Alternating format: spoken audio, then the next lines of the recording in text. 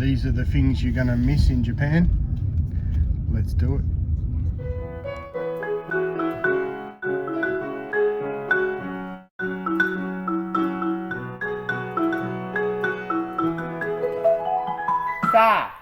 Let's go.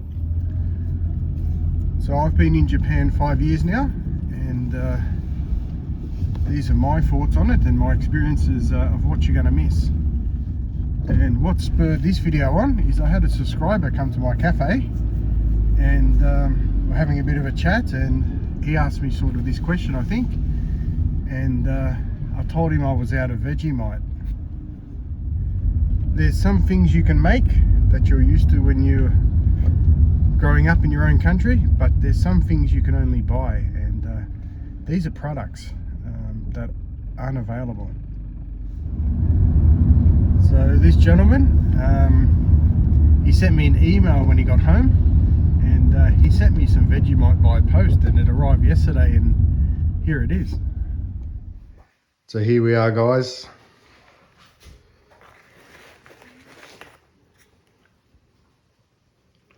Doesn't get any better than that. Thanks a lot, Regan. You're an absolute legend. So it's these sort of things that bring a smile to your face when you're living overseas. It doesn't have to be just Japan, but Japan is a little bit harder to get things because there's not many foreigners that live here from Australia anyway. Most of the foreigners are from other Asian countries, so we're not well serviced on sort of Australian specialty products. The Americans have it a little bit better, but still they have a bit of a whinge that they can't get what they need.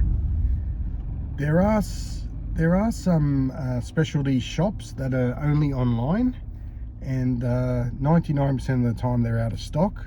I think they just put it on their website just to give the impression that they've got a lot of stock, but you can put your name down on a waiting list, so when they get stock in, they send you an email. But unless you're sitting in front of your computer when you get the email, as soon as you jump on the website, it's sold out. And not only that, the prices are absolutely crazy. So a small jar of Vegemite you'd be paying over $30 for, where it's about $4 or $5 in Australia. Things that you can make, you can get the ingredients for, and you can put recipes and stuff together. So that sort of stuff you don't really miss, especially if you've got some cooking skills and you know your way around a kitchen. That's not such a big deal. I can knock together a good meat pie in no time. So things like this don't bother me at all, because I can work around these things. But it's the products that are the big issue. And sometimes I go to bed dreaming about spearmint leaves and red frogs. And everyone in Australia knows red frogs. They're this lolly, and there's no chance that you could ever make them. But sometimes I go to bed dreaming about red frogs and spearmint leaves, and there's just nothing you can do about it.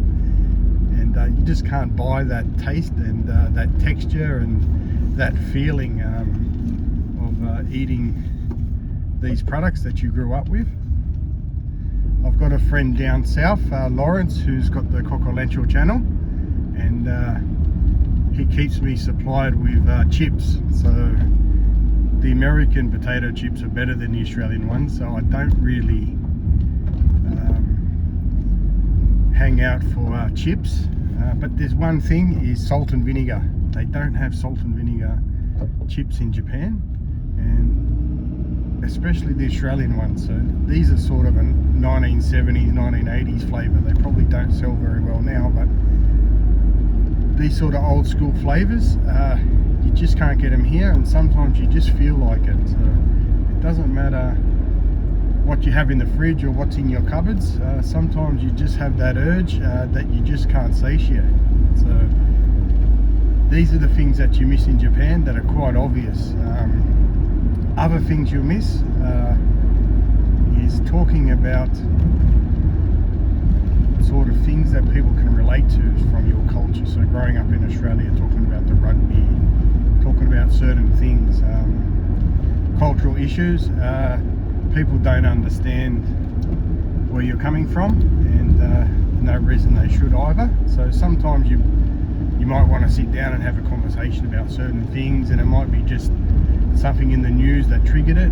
So you've read something on the news and you really want to talk to somebody about it or whatever, but there's just no one available. So these sort of things, I suppose, can make people a little bit lonely, but there's always the internet, and there's always forums and other people's channels and things like this, where you're still not totally isolated.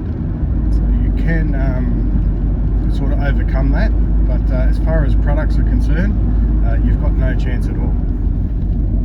So on Friday, I'm going to make some cheesy mite scrolls. People that are Aussies know what cheesy mite scrolls are. They're cheese and Vegemite little bun things that you can buy in most bakeries in Australia, and they're a bit of an iconic breakfast item. And I'm going to make some in my oven, and I'm going to hand them out to my Japanese customers, and those who want to appear on camera, I'll put them on camera, and you'll probably see a lot of people that don't like it, but my wife loves the stuff, so she was over the moon too. It only took her 20 years to get a taste for Vegemite, and some people never get a taste for it.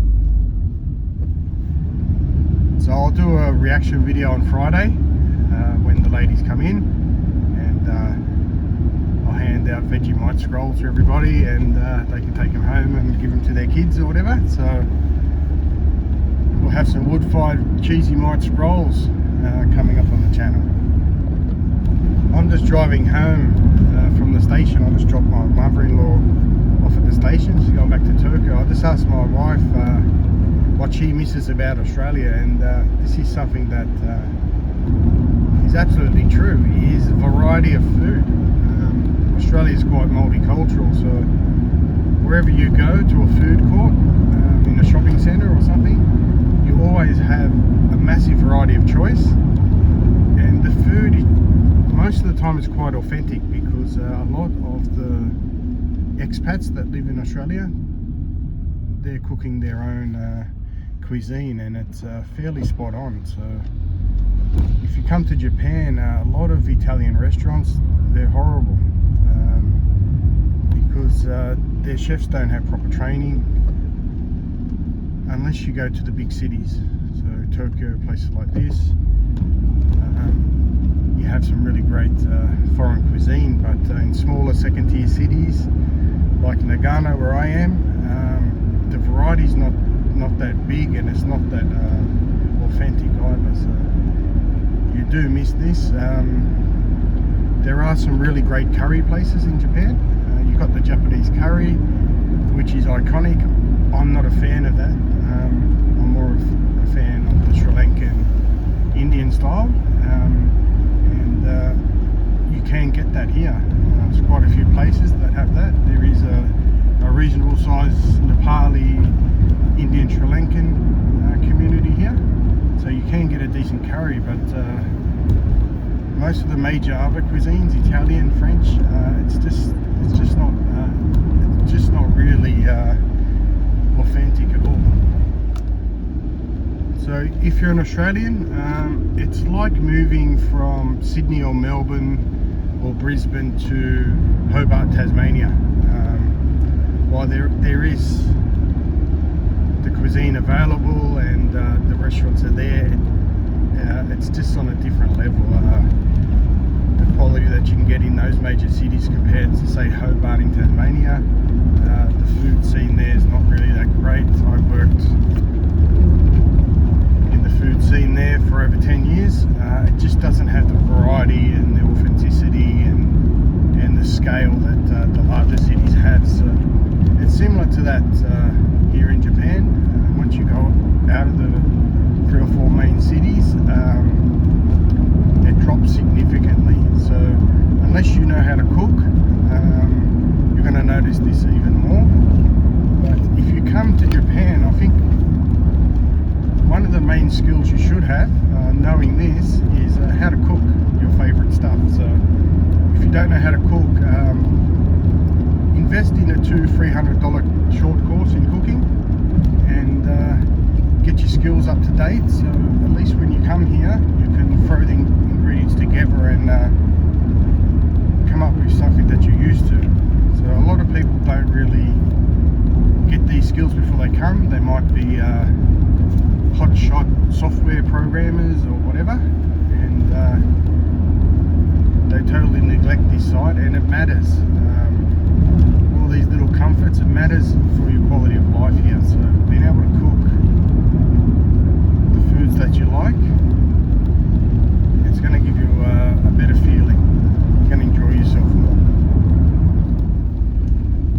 So as far as these sort of things are concerned, I've probably got it best compared to most people, because I know how to cook. It's my job, it'll be my job for a long time. So there are people that get very tired of the food and tired of the products and things very quickly. And while you first come to Japan, everything's new and everything's tasty and whatever, you soon become bored of it, and your body always remembers what it was used to eating, and go quite a few years without proper bread and eating a lot more rice than you used to. You start to get appetite fatigue.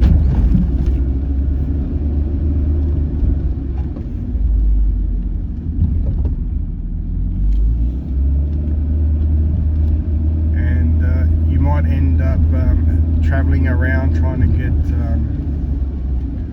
things that you want to eat, and it's just going to take up your time, and most of the time you're going to be disappointed unless you're outside the major cities, and sometimes you just don't have the money either. Eating out all the time can be quite expensive.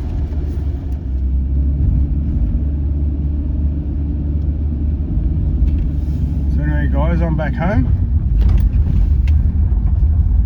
And I'm chuffed. I've got plenty of Vegemite, and it's in the squeezy bottle too, which is an absolute luxury.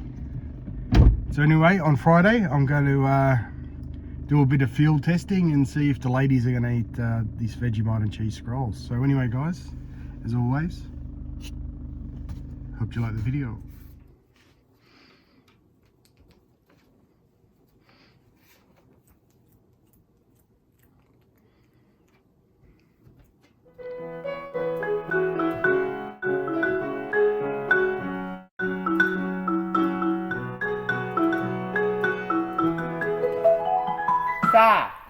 Let's go.